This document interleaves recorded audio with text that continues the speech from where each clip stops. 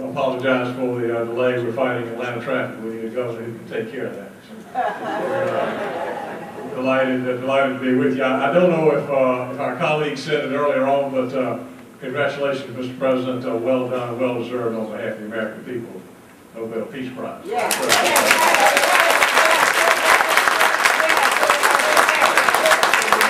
Three of our great democratic leaders in the country have received the Nobel Peace Prize. Jimmy Carter, Al Gore, and now President Barack Obama.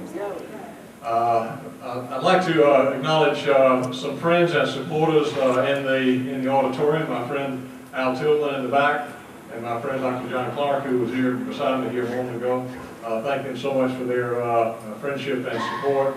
My statewide political director, Robert Finch, is holding up the wall over there. And my wife Elizabeth is likewise with us.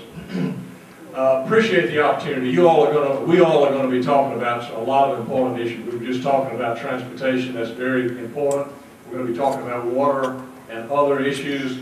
I want to talk about one issue which I believe to be the defining issue in this Democratic primary, and that is education. Yes. That is about the future of this state. It is about the future of your family. It is the future of my family. The future of this state depends on how we choose to educate the children of Georgia in our public school system. And we all have things to say about that, and here's what I have to say.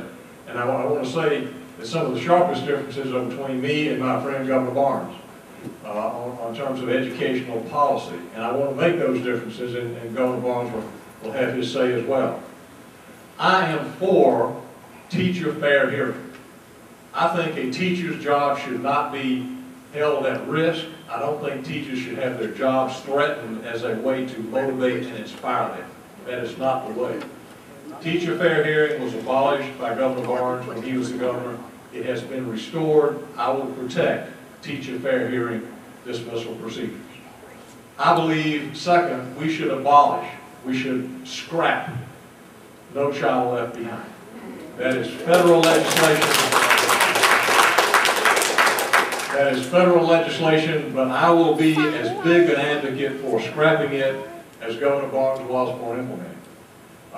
Everything about that legislation has the wrong motivations. It motivates teachers to teach to the test. It basically has a punitive approach to educating children. All of the motivations are wrong, and it is just completely dysfunctional. We need to get rid of it, and that will be. I will use the bully pulpit of the governor's office to do everything I can to get rid of No Child Left Behind. The third thing that I will do as governor is focus on providing our kids with a 21st century education. And the way to do that is to renew our commitment to educational software in the classroom. We made that commitment as a state 15 years ago. 15 years ago, when you and I voted on the lottery, part of that proposition was that the lottery money would be used to put the best, latest classroom technology in the public school system of Georgia. We have yet to do that. We have yet to do that. That was 15 years ago. We've got different generations of children, different generations of teachers, different generations of software. We're dealing with children who have grown up in that world, and they are going to live in that world. And if we don't recognize that they should be educated in that world, we are missing a bet. That is my commitment to you. That is my commitment to the people of Georgia.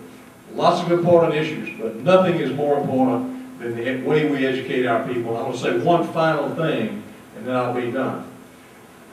One of our Republican colleagues on the other side of the aisle has been talking about merging our historically black colleges and universities.